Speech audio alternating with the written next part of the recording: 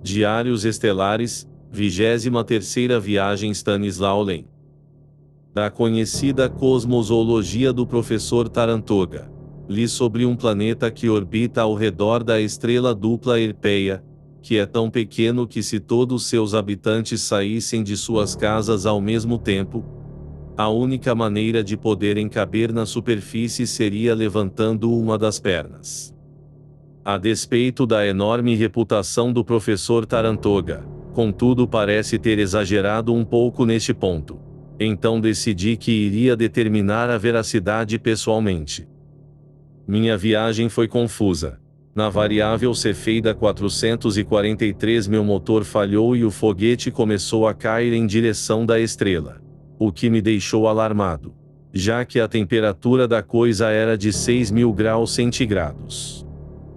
O calor aumentava a cada minuto e ficou de tal forma que precisei me espremer dentro do pequeno congelador onde usualmente eu guardava a comida, certamente uma tremenda falta de sorte, pois nunca antes tal coisa me havia acontecido. Com sucesso reparei o problema e vou-lhe para a Erpeia sem mais incidentes. A estrela dupla era constituída de uma gigante vermelha, vermelha como uma fornalha, mas não tão quente, enquanto a outra era uma pequena azul que emitia um calor terrível. O planeta em si era de fato bem pequeno, só o encontrei após percorrer a vizinhança inteira. Seus habitantes, os WHDS, receberão-me muito cordialmente. Excepcionalmente belos eram os sucessivos ocasos e auroras, os eclipses também forneciam visões espetaculares. Por metade do dia, brilhava o sol vermelho e todos os objetos pareciam mergulhados em sangue. Na outra metade do dia surgia o sol azul, poderoso, e era preciso andar com os olhos fechados. Apesar disso, era quase tolerável. Sem saber o que era a noite, os WHDS chamavam o sol azul de dia e o vermelho de noite. Suas casas, e isso era verdade, eram incrivelmente minúsculas. Mas os WHDS, sendo bastante inteligentes e possuindo grande conhecimento particularmente da física, haviam superado esta dificuldade através de uma ideia engenhosa, contudo admiravelmente singular. Usavam de um aparato altamente preciso de raios-x com o qual tiravam o que chamavam de perfil atômico, que era um diagrama exato, mostrando cada molécula de proteína e seu elo químico, do qual seus corpos eram feitos. Então, quando chegava a hora de entrar para passar a noite, os WHDS atravessavam por uma pequena porta que possuía dentro um mecanismo que os reduzia individualmente a átomos. Desta forma ocupavam pouco espaço e assim passavam a noite. Então de manhã, um alarme ligava ao mecanismo que, seguindo os perfis atômicos, colocava de volta as moléculas na ordem e sequência apropriadas. A porta se abria e os WHDS voltavam à vida, bocejavam e iam trabalhar. Os WHDS me falavam sobre as vantagens deste modo de vida, observando que deste jeito nunca tinham insônia, pesadelos, noites mal dormidas, já que a máquina os reduzia a átomos privando-os de vida e consciência.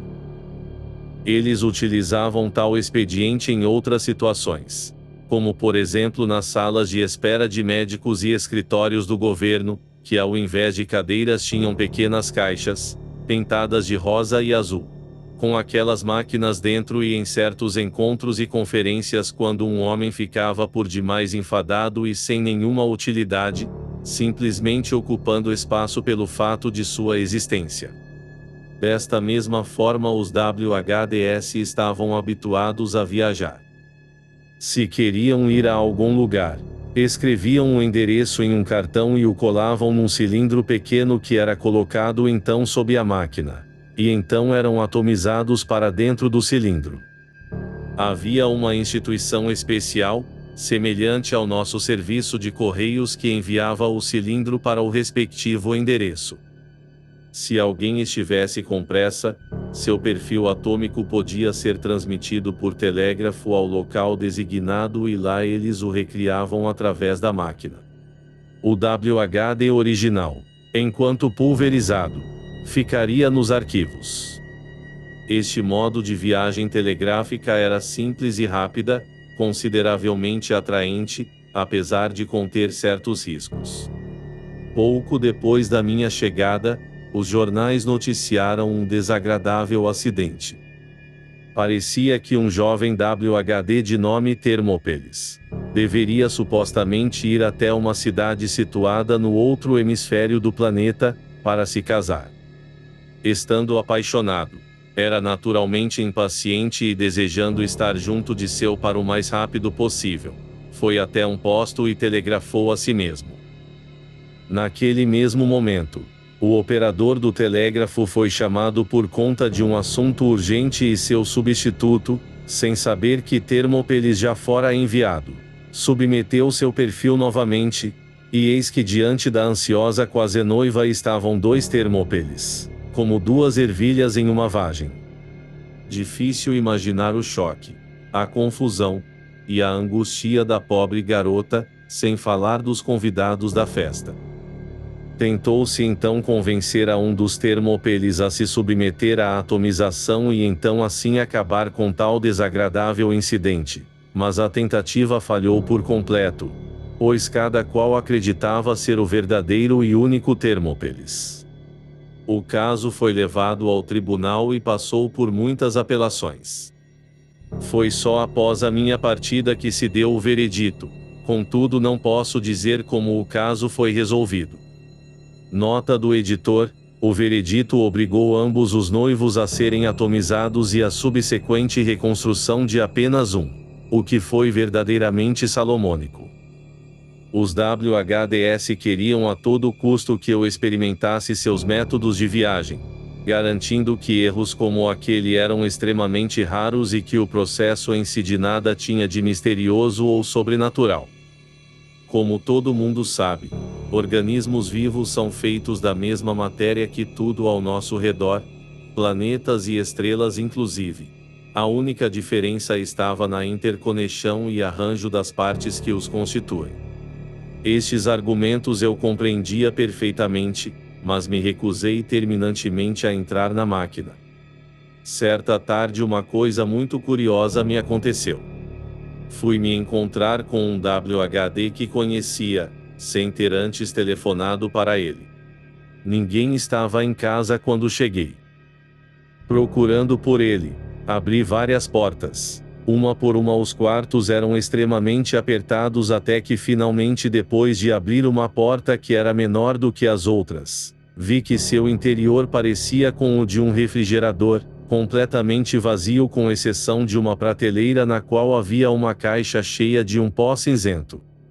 Sem pensar, peguei um pouco daquele pó, então ouvi o barulho de uma porta se abrindo e larguei o pó ao chão.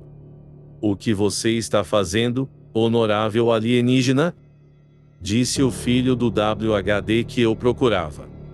Preste atenção, você está derramando o meu pai. Ao ouvir estas palavras, fiquei aterrorizado em pavor, mas o jovem disse: não foi nada, não se preocupe. Saiu e voltou pouco depois carregando uma quantidade considerável de carvão, um saco de açúcar, uma pitada de enxofre e um punhado de areia comum. Ouvi algo parecido com um profundo suspiro e um engolir. A porta se abriu e lá estava meu amigo WHD, rindo da minha cara, são e salvo. Perguntei para ele depois, durante nossa conversa, se eu não havia lhe causado algum mal, por ter pego parte de seu material corpóreo, e também como seu filho fora capaz de consertar meu desastrado ato. Ora vamos, nem pense nisso. Você não me causou mal algum, que besteira. Certamente está ciente, meu querido amigo alienígena, das descobertas da moderna fisiologia, que diz que todos os átomos do nosso corpo são constantemente repostos por novos, alguns elos se partem, outros se formam. A perda é recuperada pela assimilação de alimentos e líquidos. E graças também ao processo respiratório, tudo isso junto é o que chamamos de metabolismo. Sendo assim, os átomos que compõem seu corpo, um ano atrás, agora estão vagando distantes. Apenas a estrutura geral do organismo permanece inalterada. Um sistema interrelacionado constituído por partes materiais. Não há nada de estranho naquilo que meu filho fez. Ele apenas impôs o suprimento de material necessário para minha recriação. Afinal, somos feitos de carbono, enxofre, hidrogênio, oxigênio, nitrogênio e traços de metais.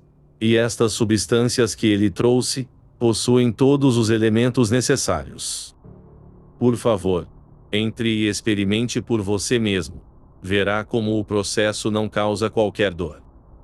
Declinei graciosamente da oferta de meu anfitrião e por algum tempo fiquei relutante frente a convites semelhantes. Porém, ao fim, depois de uma longa reflexão, me convenci a fazê-lo. Fui a um escritório de raios-x e eles registraram meu perfil atômico, então fui ver meu amigo. Espremer-me dentro daquela coisa não foi fácil, contudo meu anfitrião me auxiliou. A pequena porta só podia ser fechada depois que todos estivessem do lado de dentro. A porta fechou com um clique e tudo ficou escuro. O que aconteceu então eu não me lembro. Só senti que estava pouco confortável e que o topo da prateleira apertava minha orelha e antes que pudesse tentar mudar de posição a pequena porta se abriu e eu saí de dentro. Minha primeira pergunta foi do motivo deles terem cancelado o experimento, mas meu anfitrião me informou, com um sorriso de prazer, que eu estava enganado. E para completar, uma rápida olhada no relógio da parede confirmava que 20 horas haviam se passado sem que eu tivesse a menor sensação disso. O único inconveniente estava que meu relógio de bolso indicava a hora em que eu entrara no mecanismo. A hora precisa em que eu fora reduzido a átomos, junto com ele.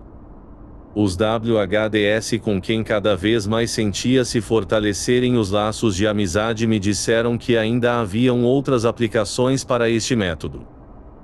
Eles tinham desenvolvido o costume de, ao se verem diante de um problema sem solução, permanecerem dentro da máquina por décadas e então renasciam voltando para o mundo, perguntavam se o problema havia sido solucionado, se não, submetiam-se mais uma vez à atomização até que a solução viesse. Após esta experiência bem-sucedida tomei gosto pela coisa, por aquele jeito novo de descansar, de modo que não passava mais apenas as noites, mas cada minuto livre no estado atomizado, no parque, na rua, onde houvesse uma destas máquinas, que pareciam caixas postais com pequenas portas. Tudo o que era preciso era lembrar-se de colocar o alarme para a hora certa. Uma pessoa esquecida poderia passar a eternidade dentro da máquina, mas felizmente haviam os inspetores que a cada mês checavam os mecanismos. Próximo do fim da minha estada naquele planeta, me tornei um entusiasta dos costumes dos WDHS e o fazia como disse, sempre que podia. Por esta temeridade eu iria pagar caro. Aconteceu certa vez, que o mecanismo onde eu estava ter emperrado um pouco e naquela manhã, quando o alarme foi disparado, a coisa me reconstruiu não na minha forma habitual, mas como Napoleão Bonaparte em seu uniforme imperial, usando da faixa tricolor da Legião de Honra, o sabre ao lado, o chapéu com detalhes dourados na cabeça, e um orbe e um cedro em cada mão, e foi assim que eu apareci na frente de meu espantado anfitrião WHD. Me aconselharam de imediato a procurar um mecanismo que não estivesse danificado, para me refazer, enquanto que meu perfil atômico verdadeiro estivesse gravado e disponível. Assim mesmo não quis ouvi-los e contentei-me em trocar o chapéu por um boné com abas, o sabre por alguns talheres e o orbe e o cedro por um guarda-chuva. Quando já sentado nos controles do meu foguete e com o planeta desaparecendo longe, atrás de mim, na escuridão da noite eterna. De repente me dei conta de ter sido muito precipitado ao me desfazer daquelas provas tangíveis, que poderiam dar crédito à minha história. Mas agora era tarde demais.